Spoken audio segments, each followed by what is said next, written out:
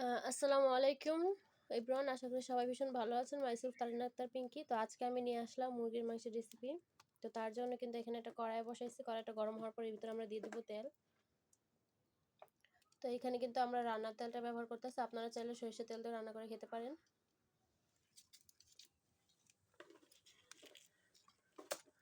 তো এখন তেলটা গরম হলে কিন্তু আমরা এর ভিতরে সকল মশলা দিয়ে দিব।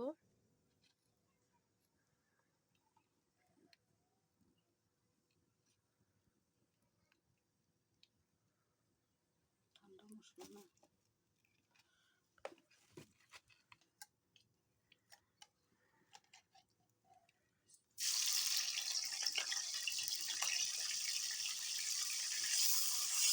তো এখন কিন্তু আমরা পেঁয়াজ, রসুন, আদা বাটা দিয়ে দিয়েছিলাম আর পেঁয়াজ কুচি এর সাথে দিয়ে দিয়েছিলাম এর সাথে।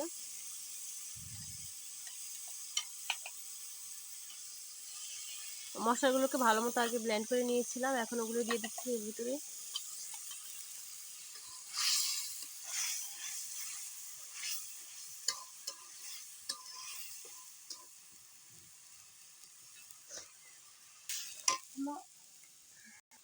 তো এখন এর ভিতরে দিয়ে দিব লবণ,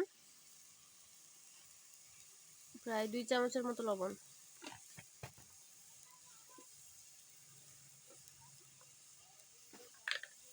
এখন দিয়ে দিব হলুদের গুঁড়া 1 চামচ আর আরেক চামচের অর্ধেক। আর এখন দিয়ে দিব মরিচের গুঁড়া।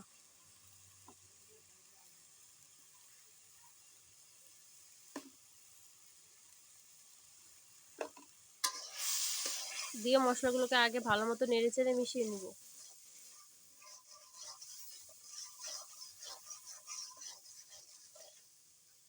এখন একটু পানি দিয়ে দিব এর ভিতরে।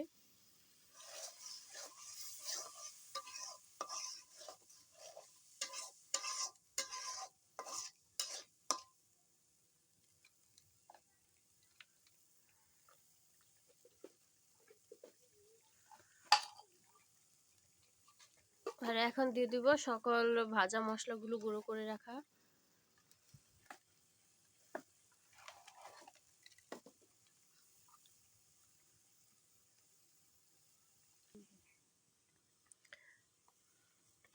এখন মুরগি মশলা দিয়ে দেব এর ভিতরে।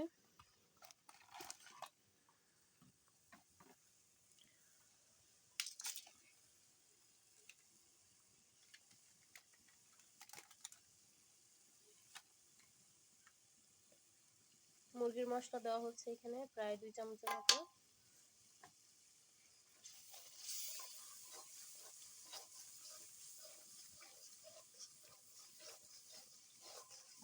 এরপরে এখানে দিয়ে দেব আমরা ধুয়ে রাখা মাংসগুলো।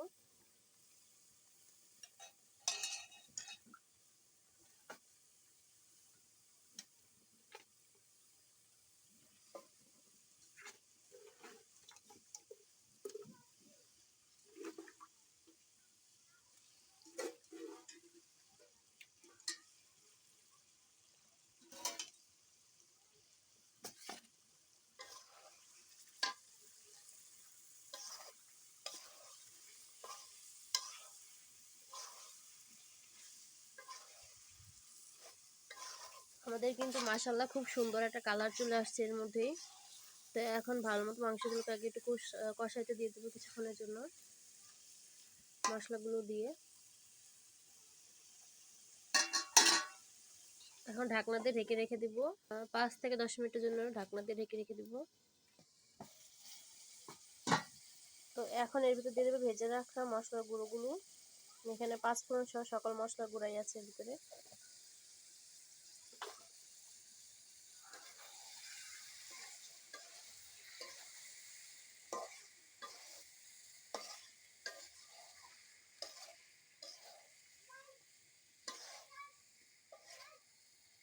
বোনের দুটো রান।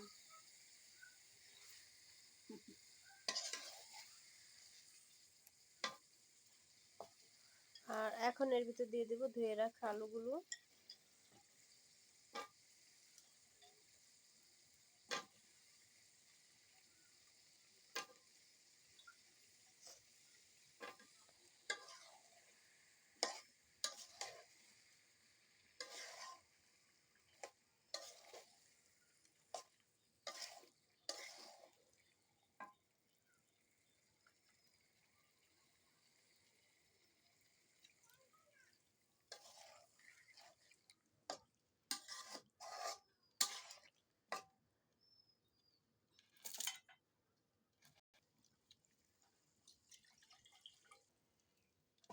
এখন আবারও ঢাকনাতে ঢেকে রেখে দিলাম কিছুক্ষণের জন্য, ভালো মতো কষানো হোক।